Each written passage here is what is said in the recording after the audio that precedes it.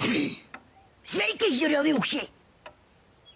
Pasaka apie Ozolo šalies burtininką. Kartą kilo politinė audra. Ir rinkimų viesulas nunešė vieną mergaitę.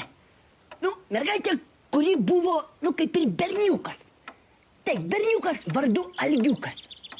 Nunešė labai toli pritoli į valdžią.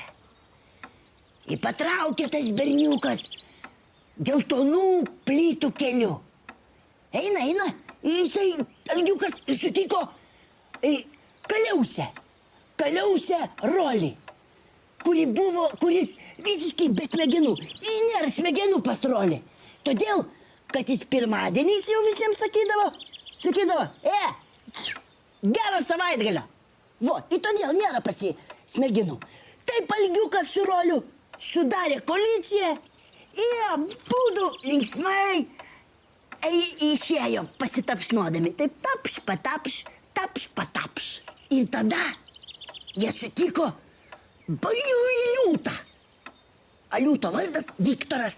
Taip, liūtas Viktoras labai bailus, nes labai bijo prokurorų. Tai ir patraukė tada Algiukas, berniukas, Rolis be smegenų, Kaliausė. Ir tada ir liūtas, irgi bailus. Eina jie pasitapšnodami, patapš, pasipirsnodami, pirs. Ir sutiko geležinį medkirtį. Voldemoro! Su dviguba V.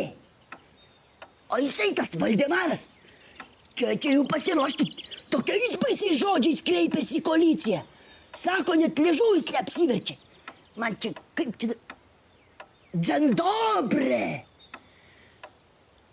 Tai va, suprantat, tas Lenkas, medkirtys yra Lenkas.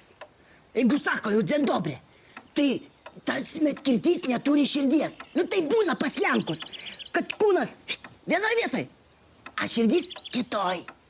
Tai prisijungia Lenkas prie koalicijos ir visi kartu patraukė dainuodami. Reikia proto šiaudiniam Rolandui. Polska akcija Wyborczej širdies. Nori būt drąsus Kėdainių kniazius. O būti reikia grįžti valdžion. John. Va.